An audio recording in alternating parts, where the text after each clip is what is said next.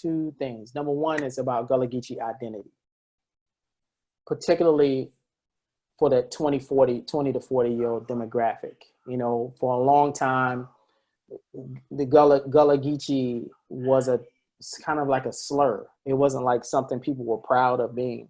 You know, everything from hiding your accents or not wanting to speak Gullah, you know, were things that people did. But the new generation is very proud of being Gullah Geechee, very proud of being from Saltwata is what they would say.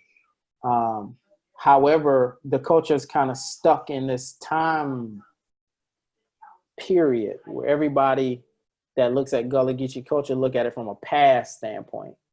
You know, they're always looking at it through the food and the baskets, and I mean that's all cool. But what if you're 25 years old? You know, you're not listening to ring shouts in the car. You know what I mean? And you might be wearing Gullah Geechee heavyweight gear or Geechee apparel now, and you know, or shout out to the Geechee experience too. Like, you know, you're thinking about the future, and you're not farming and fishing anymore. You're not living off the land anymore. You might live in Atlanta. Troy, I think you're in what? North Carolina? Yeah, Durham area. Durham And area? full disclosure, I'm from St. Helena Island. Scott. There you go. That's as Gullah and Geechee as can be. I attended Penn Center. There you go. For preschool. My accent is gone, not intentionally. Right. But, you know, the love is still there. My family owns land all over St. Helena Island and Warsaw. There you go. And we will preserve it. As you should. Please preserve it. But so the film is about people like Troy. You know, like how do you identify as Gullah Geechee when the things that people know as Gullah Geechee, when you know, aren't a part of you? You know, meaning visibly. You know, how do you keep the culture alive when you're not crabbing? You know, you're not living off of farming and fishing all the time. I'm not saying that you don't do it recreationally, but you know, a lot of people just aren't doing that anymore, like Sarah and Simeon. And so, you know, so that's one part of it is identity. How are you identifying, you know, when you're a culture that's within a culture that's within a culture. That's the thing about Gullah Geechee culture that makes it so unique. You got all these Africans, enslaved Africans from all these different places in West and Central Africa that were kind of thrown in this new land. And over time, they just meshed and did what Black people always do and came up with a whole new culture. But that was a culture that was an amalgamation of cultures that was in a South Carolina culture, that was in a United States culture, right? So how do you find your identity when even that is old for you?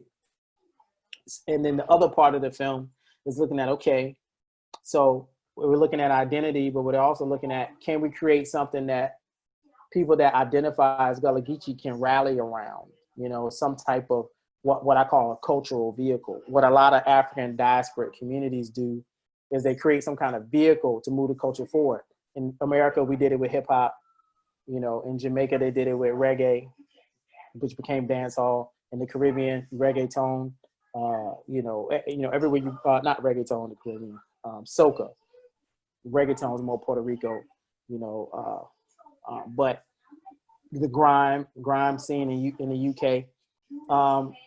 And so, but where's that sound for the Gullah Geechee? Where's that modern sound that represents someone like Troy? You know, that, because if you're Gullah Geechee, the Southern style of hip hop don't really represent you, right? Because their history and the way they talk and the way they live and their culture is not really represented by like an Outkast. You know what I mean? You know, it's in the South, but it's a saltwater marsh life. It's a crab life. It's a, you know, and Troy could probably tell you better than I could, you know, it's different.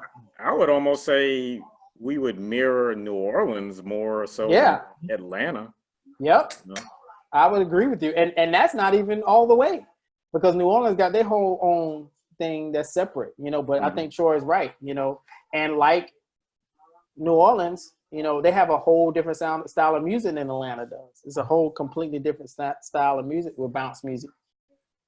And so, you know, that's the other thing we're looking at with the film is where is that, can we find that music for Gullah Geechee culture that can be this new, young, modern, contemporary sound?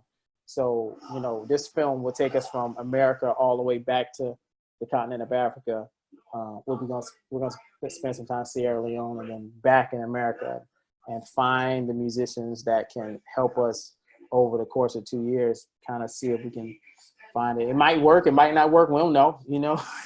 That's what makes it so exciting, you know. But that's what the film is about, and it's a project I'm very excited about. It kind of combines all of my worlds, the music coming from the music world, and then the film world kind of into, and it putting, you know, this South Carolina story, this uniquely South Carolina story, you know, in national conversations that I think any, it doesn't matter if you're not Gullah Geechee or not. If you're from a community, particularly African American community, where you've been trying to find a new way forward for your generation, that story is very familiar to African Americans, because I think each generation has been at that place where it's like, how do we define ourselves for ourselves? Who are we now? And that's what the film is all about.